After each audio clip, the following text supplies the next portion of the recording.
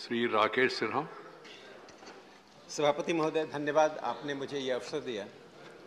भारत एक ऐसी सभ्यताई राष्ट्र है जिसकी विरासत और ऐतिहासिक भूमिका देश के विभिन्न भागों में फैला हुआ है। कभी कभी उदासीनता, उपेक्षा के और अज्ञानता के कारण हम अपनी विरासत को समेट नहीं पाते हैं।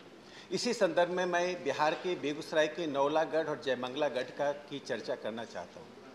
ये दोनों क्षेत्र वे हैं जो पाल वंश, जिस पाल वंश ने भारत के इतिहास में एक बहुत ही महत्वपूर्ण और निर्णायक भूमिका अदा की थी, जिसमें देवपाल और धर्मपाल दोनों का नाम हम जानते हैं, जिन्होंने विक्रमशिला और नालंदा जैसे विश्वविख्यात विश्वविद्यालयों की स्थापना और उसको संरक्षण दिया था।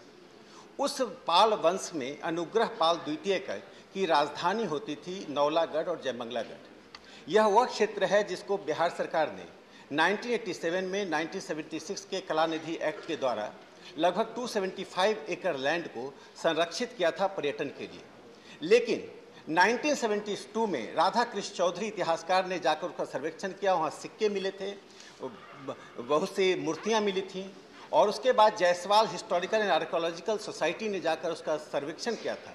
लेकिन 35 वर्षों के बाद और 72 में हुए सर्वे के लगभग 50 साल के बाद भी आज वह क्षेत्र यूं ही पड़ा हुआ है। यदि उस क्षेत्र का संवर्धन करते हैं तो और उसका रिसर्च करते हैं तो इसमें ASI, कल्चर मिनिस्ट्री और पर्यटन मंत्रालय तीनों की भूमिका है। मैं इस बात को इसलिए रखना चाहता हूँ, 3 बातें इससे रेखांकित होती हैं। पहली बात कि भारत में जो मोनार्की था, मोनार्क राजतंत्र होते हुए भी पाल वंश में मोनार्की विथ डेमोक्रेटिक आउटलुक, दुनिया के मोनार्की से कैसे हमारी मोनार्की भिन्न थी, यदि उसका हम सर्वे करते हैं, हम उसके इतिहास को टटोलते हैं तो वह एक विषय मिलेगा। दूसरा, शिक्षा के क्षेत्र में उस युग में 400 वर्षों के शासन में 8वीं सदी से लेकर 12वीं सदी तक वर्तमान युग में जो शासन व्यवस्था थी, वो पहली ऐसी शासन व्यवस्था थी जो कोअर्सिव नहीं था, दमनात्मक नहीं था। तीसरी जो महत्वपूर्ण बात है कि उनका योगदान कला में, चित्रकारी में, वास्तुकला में, धातु कला में था।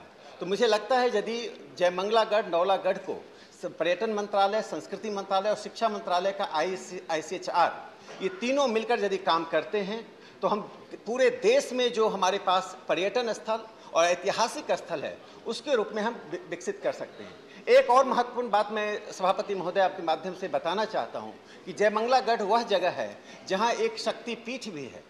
तो जो देश में शक्तिपीठ हैं उसमें से एक शक्तिपीठ जयमंगलागढ़ में है। तो मुझे लगता है आध्यात्मिक, ऐतिहासिक और विरासत की दृष्टि से इस सभ्यताई राष्ट्र को एक संबल देने के लिए ऐसे क्षेत्रों का विकास करना चाहिए। मैं आपके माध्यम से सरकार से मांग करता हूं कि जयमंगलागढ़, नौलागढ़ के विकास का और सर्वेक्षण का कार्य त्वरित गति से करें। धन्यवाद। धन्यवाद जी।